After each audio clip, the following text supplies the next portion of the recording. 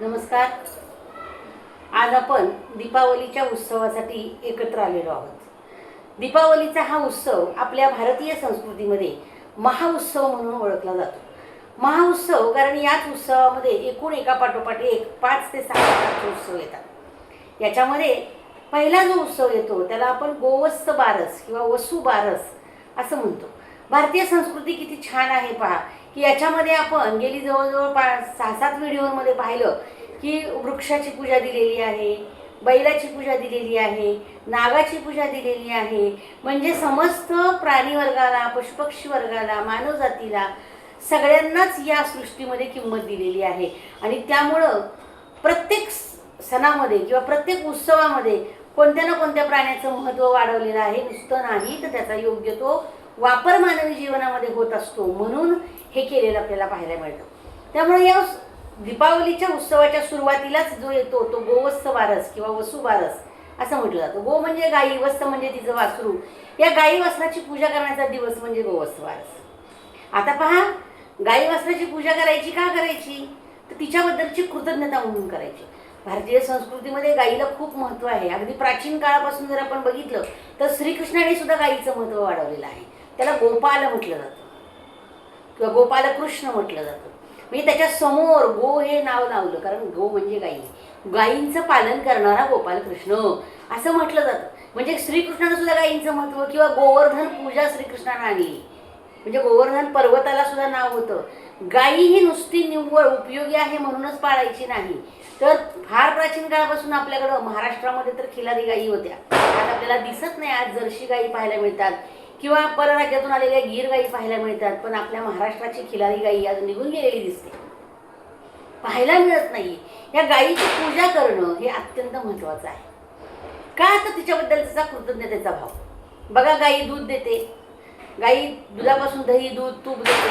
तिच्या शेणाचा उपयोग सुद्धा खत म्हणून होतो. तसंच सारवण्यासाठी वगैरे सुगंध शेतामध्ये किंवा ह्याच्यामध्ये आता आपण घरं असतात सारवण्याची, पण शेतांमध्ये वगैरे आपण बघतो झोपड्यात, तिथं अजूनही खेड्यांमध्ये त्याचा वापर केला जातो. गाईच्या गोमूत्राचा औषध म्हणून वापर केला जातो. कुठल्याच बाजूनं गाई निरुपयोगी नाही आहे. आणि म्हणून गाईला खूप अनन्यसाधारण महत्त्व आहे. अगदी आमच्या ऋषींनी पण ते महत्त्व मोठं केलेलं आहे. वसिष्ठांच्या घरी जी गाई होती तिचं नाव होतं, त्या गाईलाच कल्पवृक्ष असं म्हटलं होतं. नंदिनी नावाचा कल्पवृक्ष वसिष्ठांच्या घरी होता असं म्हटलं जातं. आणि तिच्यावर हल्ला विश्वामित्रांनी केला आणि विश्वामित्रांनी तिला पळवून नेली असं पुराणांमध्ये वर्णन आहे. तर हा कल्पवृक्ष नंदिनी म्हणजे ही नंदिनी गायच होती. याचा हेतू आपण रूपकात्मक कथा पुन्हा कधीतरी बघू.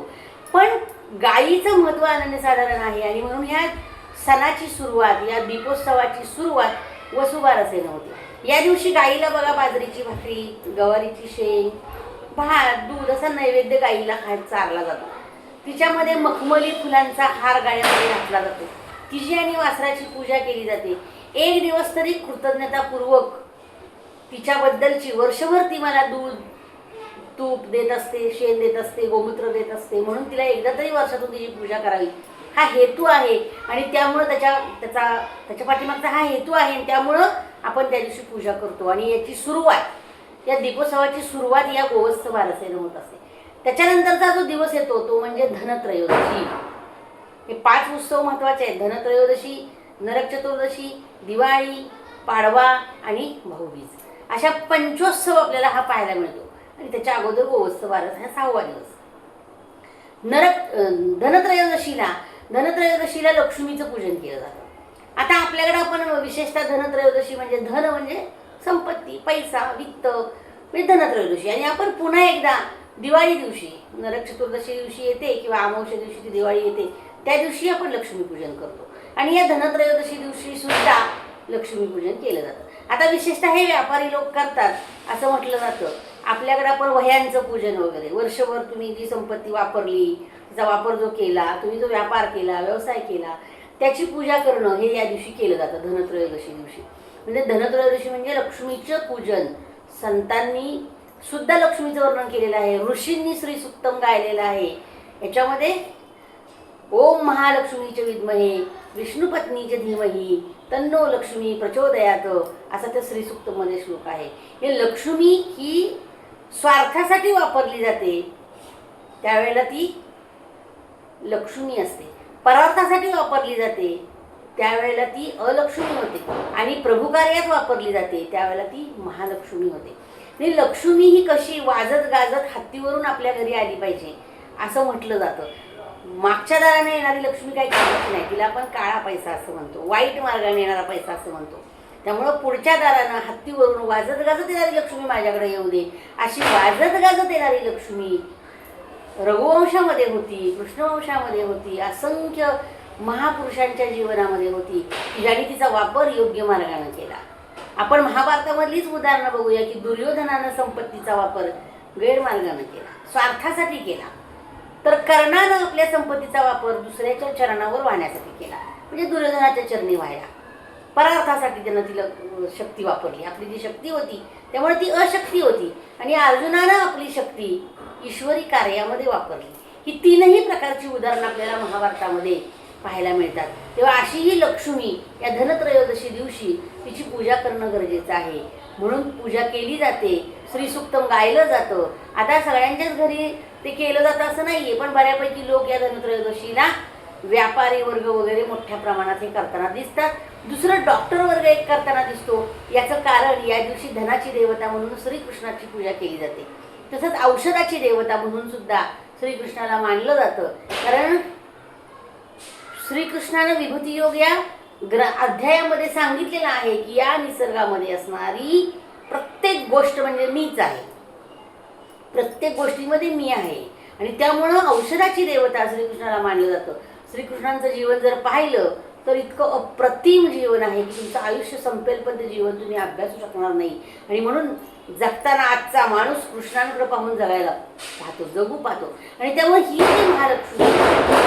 महालक्ष्मी या दिवशी तिचं कृतज्ञतापूर्वक पूजन करणं गरजेचं आहे. आणि आपल्या स्वार्थासाठी तर लक्ष्मी आपण वापरतो, नाही असं नाहीये, पण विशेषतः परार्थासाठी किंवा ईश्वरी कार्यासाठी मला मिळालेली लक्ष्मी जर मी वापरली तर निश्चितच ह्या धनत्रयोदशीची पूजा केल्याचं भाग्य आपल्याला लाभू शकतं. आणि यानंतरचा जो दिवस येतो तो म्हणजे नरक चतुर्दशी.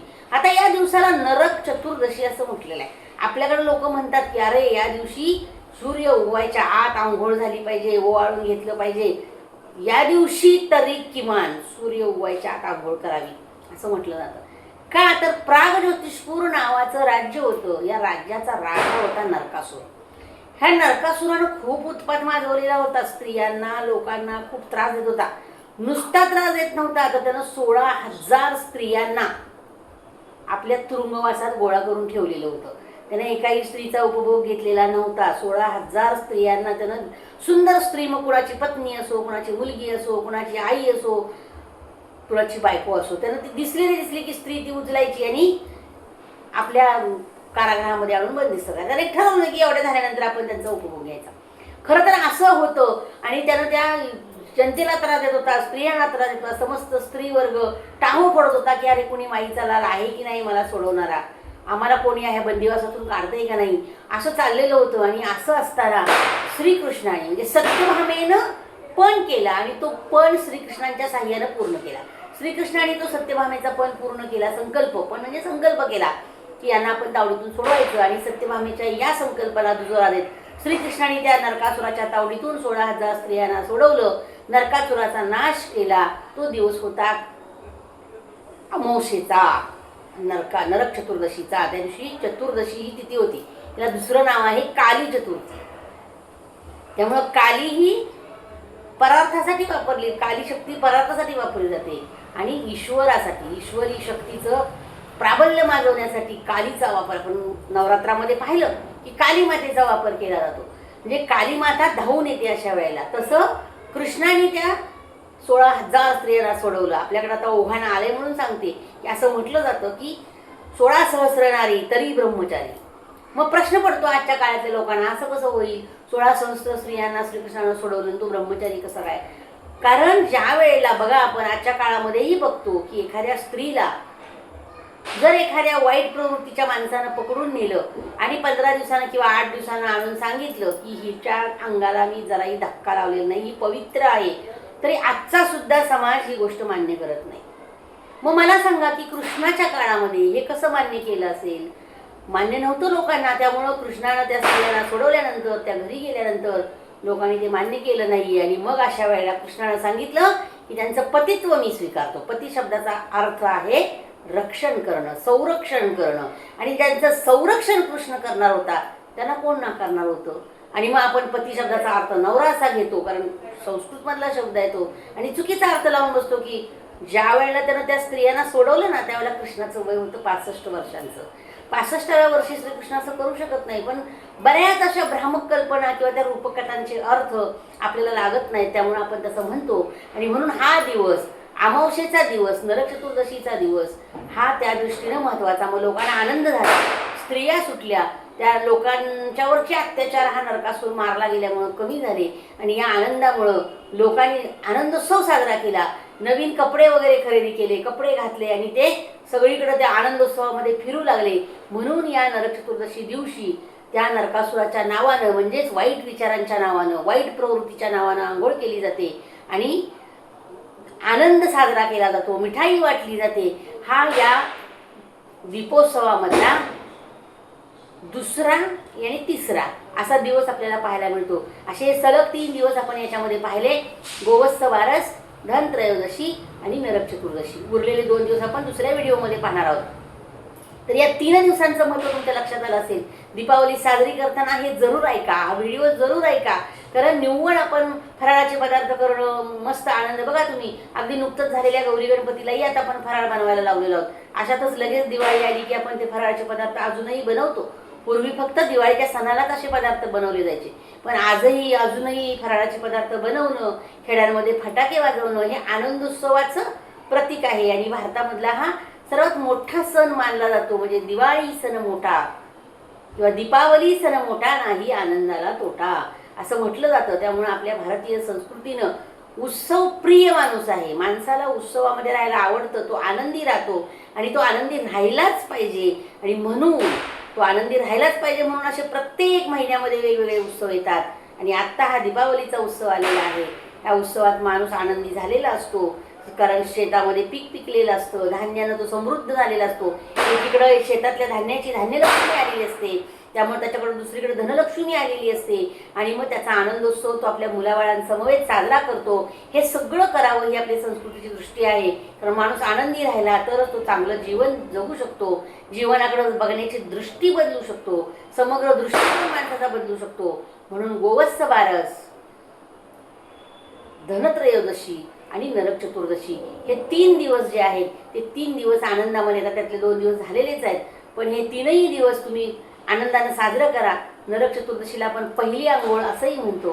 पहिली आंघोळ दिवाळीची, या अगोदरचे 2 दिवस धरतो आपण, पण पहिली आंघोळ का म्हणतो तर त्या राक्षसाच्या नावानं केलेली ती आंघोळ आहे.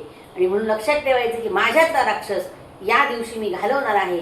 माझ्यामध्ये चुकून जरी काही वाईट विचार येत असतील, आसुरी प्रवृत्ती निर्माण होत असेल, कारण लक्ष्मी चंचल असते, माणसाकडे संपत्ती आली की माणूस उन्मत्त होतो, तर हे मी घालवण्याचा प्रयत्न करेन.